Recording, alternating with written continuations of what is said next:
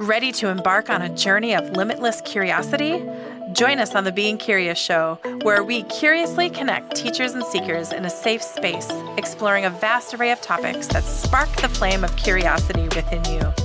We've created a community for thoughtful discussions where teachers share their wisdom and seekers explore the depths of their curiosity.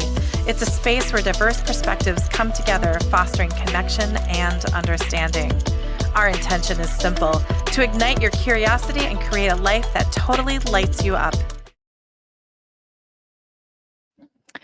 Hello, beautiful ones. It's Kelly Wagner, publisher of Edge Magazine and the host of the Being Curious Show. So as you know, isn't this great? This is a good issue. As you know, in our print magazines, we highlight books that we are reading and that we're curious about. And in the latest edition, just do this a little bit. Whoop. Well, extreme close up. I'm just kidding.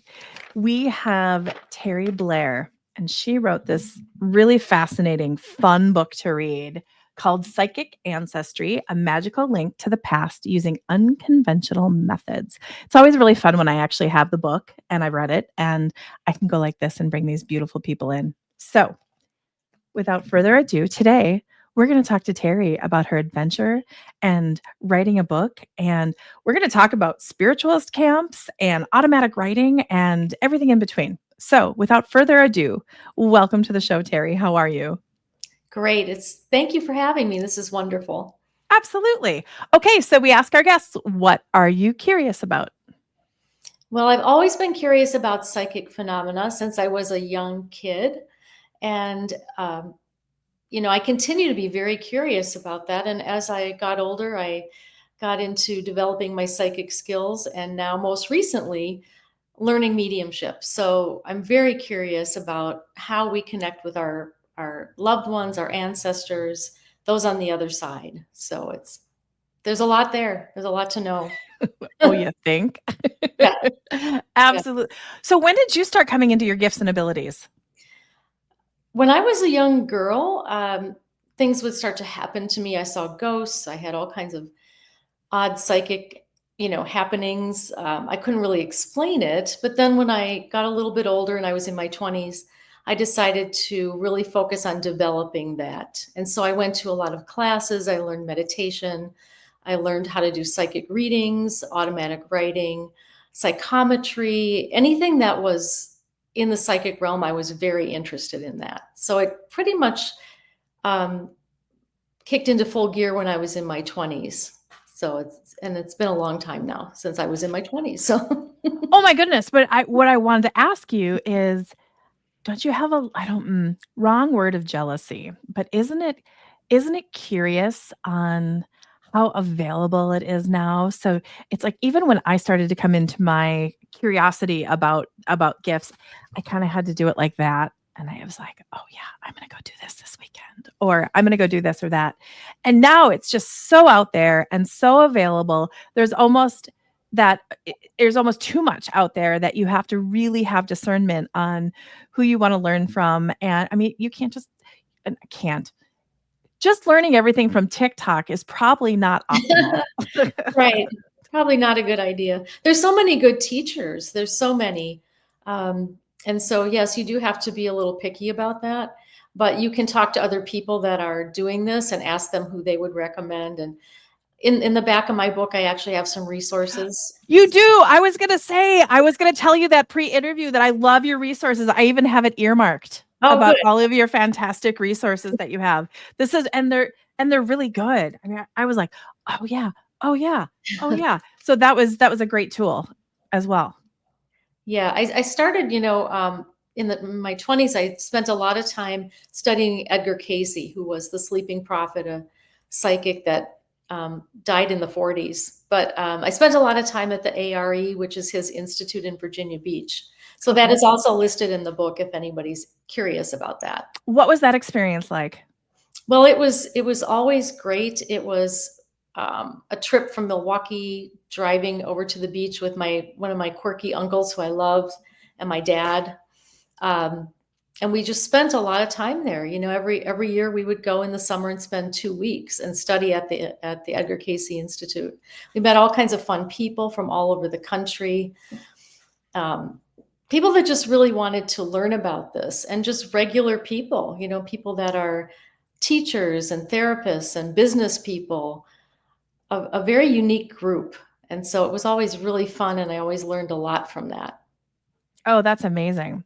Yeah. So you didn't lead with wanting to write a book. You weren't driven to write a book, that you kind of backed into the whole book adventure. What inspired you to first combine your psychic skills with your genealogy? We're going to say that 3 times fast. Your Yeah. genealogy research, because and then before that, what drove you for the genealogy research? I mean, you were really curious.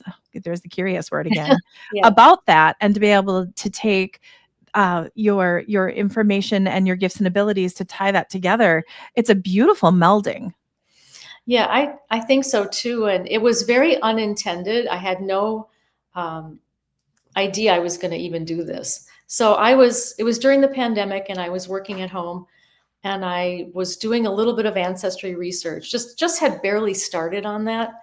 And then I was also studying mediumship at the same time with an online course. So I was doing it at home at the same time I was doing my ancestry research.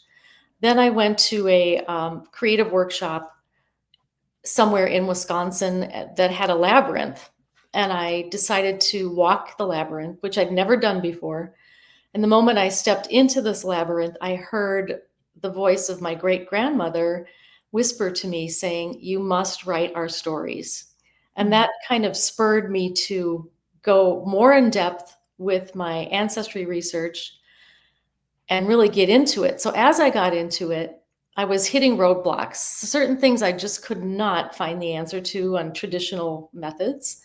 So it dawned on me one day, hey, I could probably use my mediumship skills that I'm learning to see if I can connect with my ancestors and see if they can answer some of the questions, for things that I couldn't find in any other way. And believe it or not, they did help me. That's fantastic. So it was, and there's several examples of that in the story. But it was just so cool, and it was remarkable how things were happening. And so I decided to record this and write it down. And that's why I say I didn't intend to write a book. The stories that were unfolding were just really interesting. Okay, how did you know that it was your great grandmother? You know what? I just knew intuitively. I'd never met her in life, but I had photos of her. And when I heard the voice and I saw her face in my mind's eye, I knew it was her. There was no doubt to me that it was her saying that to me. How do you describe to people about having knowings? Well, it's kind of a small voice, I guess. It doesn't always hit you in the head, like real strongly. But if you're in tune with your intuition, you will know. It's kind of a small voice intuitively inside that says, hey, this is something different. This is something to pay attention to. It's hard to explain what intuition actually is, but I think most people who are watching your show know what that means. Yes. I Yeah. have a hard time describing it sometimes. And people Yeah. are like, "How do you just know?" And I'm like, "I just know." And it Yeah. feels right, or it feels aligned, if that makes any weird sense. Right. It's just like it's a knowing. It's a knowing. And I guess anybody who would be a skeptic would say, well, that's not good enough. But when you do get some validation from your instincts and your intuition, then you know it does work, which is what happened to me. So So what were some of the biggest surprises, revelations that you uncovered while using psychic ancestry methods well, the as first you're with the yeah, book? yeah, the first one that happened, which was actually a pretty big one, was that in traditional research, I discovered that my great grandmother, who talked to me in the labyrinth, um, she was raised by two people that were not her real parents. So in her lifetime, she didn't know who her real mother was. So I uncovered that, but on the birth certificate, there was no father listed. So we knew that my great grandmother was the child of a servant, but there was no father listed. So I decided, because I couldn't find it in any traditional way, that I would try mediumship and see if I could connect with her, to see if she knew. So what I did was I went into a meditation, and just said, okay, if my great grandmother's available, I would ask that she come. And instead of her, it was her mother Eliza, my great great grandmother, who showed up. And when I say showed up, it's in my mind's eye. I do not see physical people in the room like some people that are mediums. I don't see that. It's more like a meditative visualization. So she came and she talked to me. We had like a telepathic conversation. And she actually told me the first name of the man that was the father of my great grandmother. His name was Jimmy. I know that doesn't sound like anything, but that clue actually worked, or that clue helped me to figure out who the father actually was. I was able to look for men named James and go down the family line. And then I found all kinds of evidence, and it turns out I found him. So that was a pretty remarkable connection with a spirit that actually gave me a name like that. So that was my first big thing that happened. I had another. Keep going. I was like, because when you had it, I was like, oh, I think someone's going to come in. One more thing that was interesting was I had one ancestor in Wisconsin that I was doing a lot of research into, and I was kind of getting nowhere. And again, I couldn't find who his father was. I tried so many things, I couldn't figure it out. I was a year into my research when I went to the spiritualist camp, which I can talk about in a moment.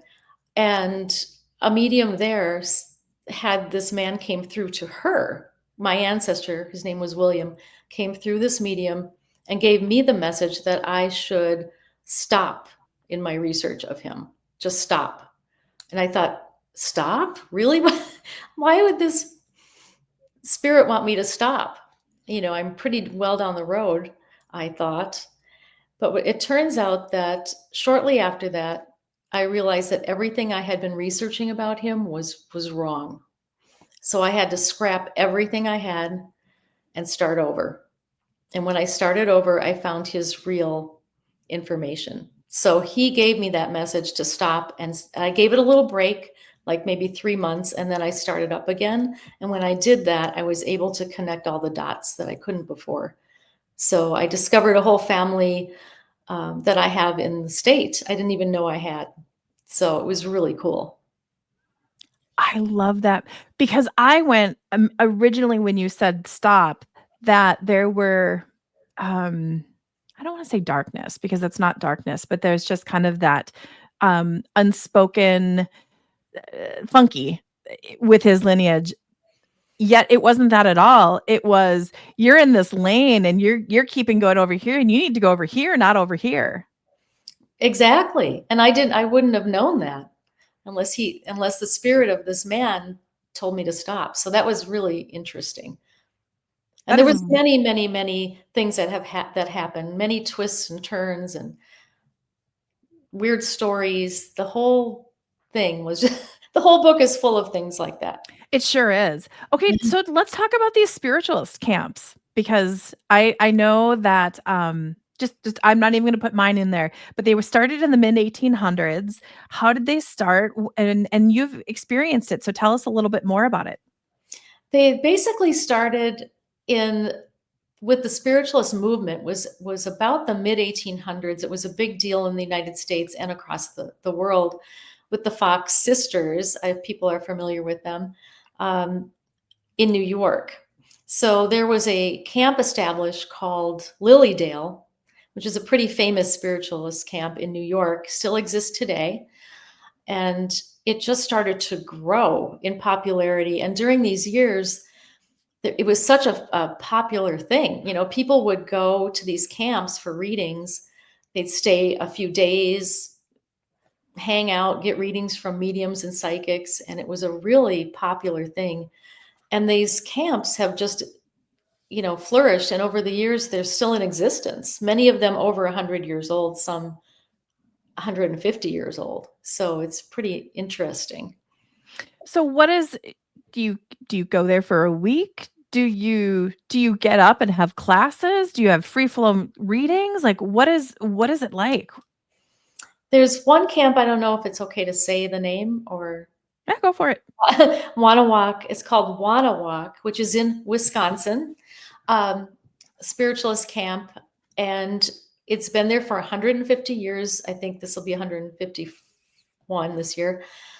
And now what they do is they have a lot of classes. They're only open during the summer months because it's all these old little cabins built in the 1800s up on a hill. It's really cool, up on a bluff over near the Mississippi River.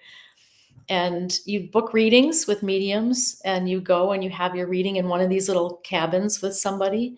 You can do mediumship, psychic work, you can do tarot, whatever you want to do. And they also have classes, where I took a lot of classes there myself in mediumship and other forms of psychic work. So they're still going, and they all offer different things. Some are real big and some are small. This is a smaller camp in the state of Wisconsin. So they're just really fun, and they've been going for so long, and people still attend. I mean, this has not gone out of style. Oh, I want to go to one now.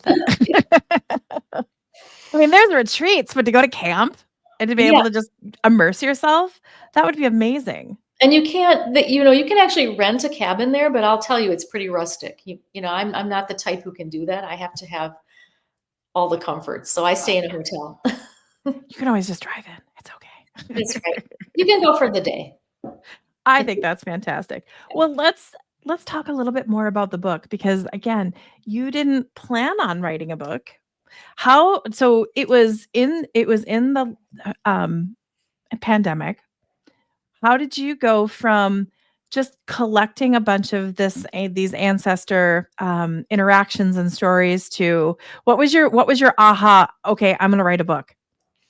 Well, I at the same time I was recording all of this, I decided to join a writers group, because I'm not formally a writer, even though I wrote a lot for business in my advertising career.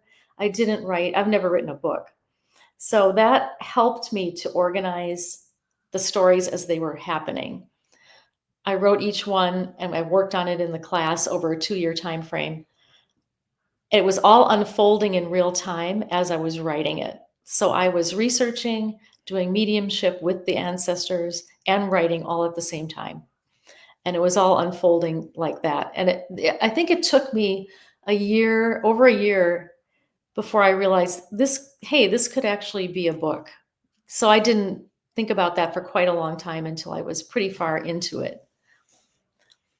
And then I had I had a lot of help from my class teachers and other writers that are in my family, things like that. So How did it go telling your family you were going to do this? It's funny because I have had psychic phenomena my whole life, and a lot of people don't know that about me, including family members. So for the first time, when they are reading my book, they're learning all these things about me they had no idea. So it's a little scary to put yourself out there like that, because people didn't know. And so now I'm revealing all this in my book, and some of them are psychics like me, and some are skeptics. So it's interesting to see what their reaction actually is. But How did you use your psychic abilities in your advertising career? I really didn't use it that much there. A little bit, like more intuition than psychic abilities. So, just having gut feelings about projects or people, when to do certain things, don't call them today, wait till tomorrow, little things like that. It wasn't big in advertising. Oh, I get it. But I was in marketing before I jumped to this, and I now look back and go, oh, I've been using this the whole time. Right. Yes, you realize that later on. You're like, oh yes. You're like, With customer clients, definitely. So, how do you differentiate between imagination and true psychic communication when contacting with your ancestors? 'Cause that's a good one Yeah, because I you have to love really trust your gut just going right. off on that. You do, and I love that question because imagination and um, visualization are huge parts of psychic work.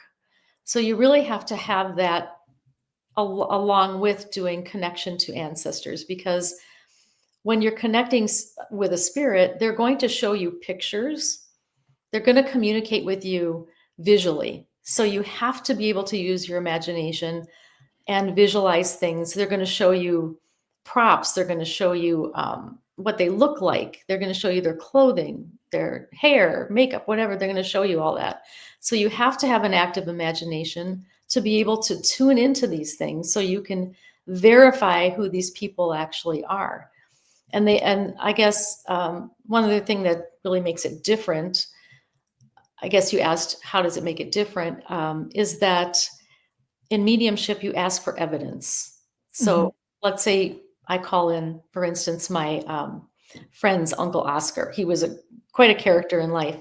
So I did a little bit of a mediumship session where he showed up. And so I asked him, Oscar, please show me 2 or 3 things that I don't know about you that I can verify with my friend, Mary, who is his niece. So he showed me a crystal he said I had a crystal collection, and he showed me this beautiful crystal, kind of almost like a crystal ball. And he showed me a piano that was in his dining room. Now, I had never been to his house then. I had no idea where there was even a piano. So Mary did verify, yes, he had a crystal collection. Her uncle had a crystal collection. And he also had a piano that when she was a little girl was in the dining room. And it was later moved to the living room. So these are things I wouldn't know. No, you wouldn't. So they're, the spirits are giving you evidence, and I would ask them for it. So imagination does play into this, but evidence really is the thing that verifies who you're talking to, who you're connecting with. So, I wanna tag onto that, and you've mentioned there's misconceptions about psychic mediums. What is one myth you'd most like to dispel? I think a lot of people have these maybe a kind of a weird notion of who's a psychic, who's a medium. You see a lot of TV personalities that are kind of out there a little bit, walking up to people in grocery stores saying, "Hey, your uncle's here in the produce department with you." No, that's really not it. A lot of the mediums I know are just regular people that have worked hard on their skills. They've honed their skills, their talents. They've trained. They've really put some time into this. They don't go, marching around saying, "Hey, I'm a medium." They just work at it because they want to help people connect with people that are on the other side. So there really is kind of a misconception about medium. It could be the media, just how things are portrayed, but really it could be anybody. It could be your sister, your aunt, your cousin who does this. It's just regular people. What I found when I was coming into this is I would be at parties and dear friends who were either, I think they kinda thought it was more like a parlor trick. Um, I know, but I'm Kelly, so it's like this. Oh, it's just there's Kelly being Kelly, and they would bring a friend in and say, "You need to talk to this person." Be like, "Why?" But at first, I was so excited.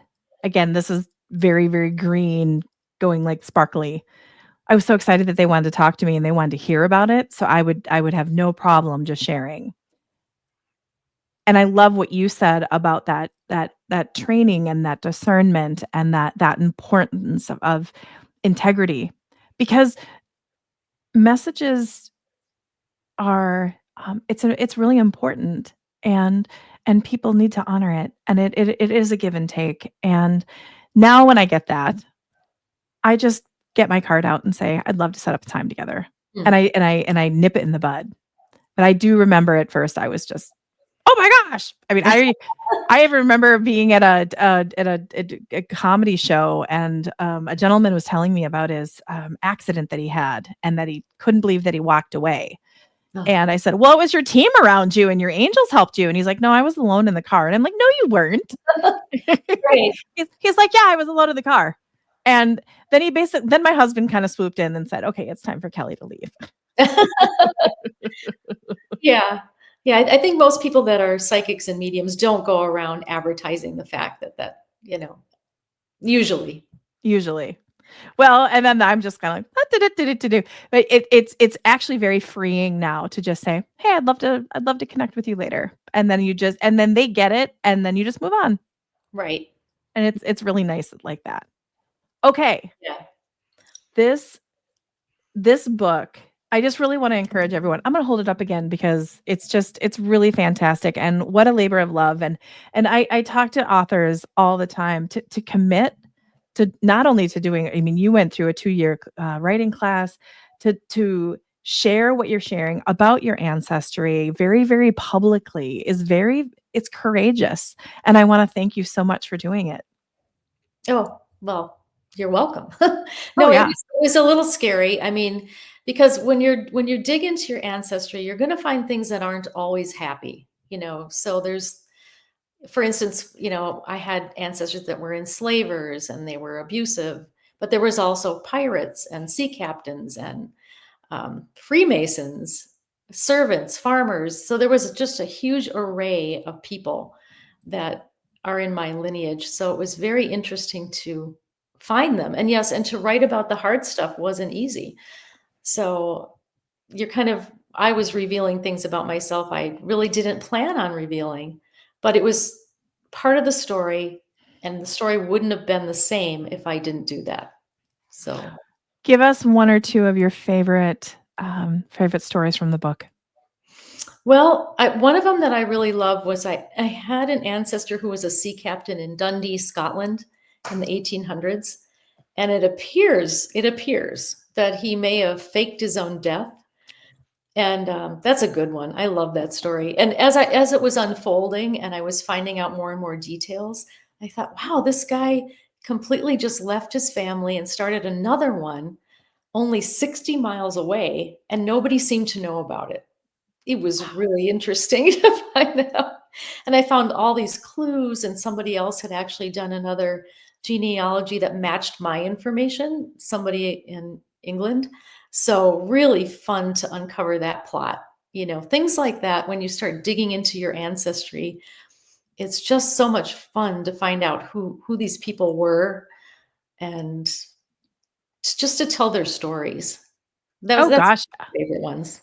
Yeah. Did you use like ancestry.com or anything along those lines? I have a feeling you did. Yes, I have actually in the last chapter of my book and the resource section, I have all kinds of information. I didn't write the book as a how-to book, but there is a lot of stuff in there. If you're doing research, you could actually use a lot of that information to research your own ancestors. I used several websites, some free, some are paid subscriptions. So it's all that stuff is in the back of my book. I have a chapter called How I Did It, and things just show up. So in there's a lot of information about the different websites I used, how I did all of that research. It's intense, but it's so fun and you get just caught up in it. Oh gosh, yes. So outside of the resources that you have in the book, what advice would you give someone interested in exploring their ancestry, but maybe they wouldn't consider themselves intuitive or a medium? Well, I think just you have to start from what you don't know. You know certain things about your family, but there's so much you don't know. So maybe pick one or two people and kind of go with that. Start with those people and it expands from there. And if you are a meditator or somebody who trusts their intuition, as you're doing that, listen to your intuition and maybe tune in meditation and see if you can maybe connect with some of your ancestors. You don't have to be a medium to do that. You can just see what pops in. Something might pop in your head and you can write it down and follow that lead. Um, there's just so many ways you can work that in if you want to. It's just really fun. I don't know. Connecting with your ancestors, you find out who you are, Right. where you come from. It opens up a big wide world, I guess. It sure does. Well, what lessons or messages have your ancestors shared with you that you feel that is important for our audience today? I think the main lesson is kind of what I just said. Like well, in spirit, your ancestors are with you and they want to connect with you. Whether you believe in that or not, I don't know, whatever your belief system is, Yeah. they exist, on some level, and they do want to connect. And if you look for them, they're going to try and reach out to you somehow, some way. It doesn't have to be through psychic methods, but they might be working in the background to put some information in front of you that you wouldn't have been able to find, or something will come out of nowhere. You'll just get, I found a letter and some photographs that literally came out of nowhere. And it started this whole process of learning about one particular family on my Scottish side. So that's just a message, a basic message, I guess. Well, and you can also find out more about yourself. Right. And you do. You find all kinds of things about yourself. Like for instance, this is going to sound really stupid, but I never get seasick, right? Never. Like, I've been on some crazy boat rides, and I found out I have all these sea captains in my heritage, in my lineage. And I thought, well, maybe there's something in my DNA that translates into the fact that I just don't get seasick. I have no idea, but it's kind I of just fun heard about that. I just heard she has sea legs. That's right. I do have sea legs. I don't know why. You're like, "I'm from Milwaukee. Why do I have sea legs?" Okay. Doesn't Okay, make sense. before we wrap up, you talk about automatic writing, and I have been very curious about automatic writing lately. Tell us a little bit about automatic writing and then how to start doing it, because I know it's very natural and it's very easy, but I'm fascinated about it.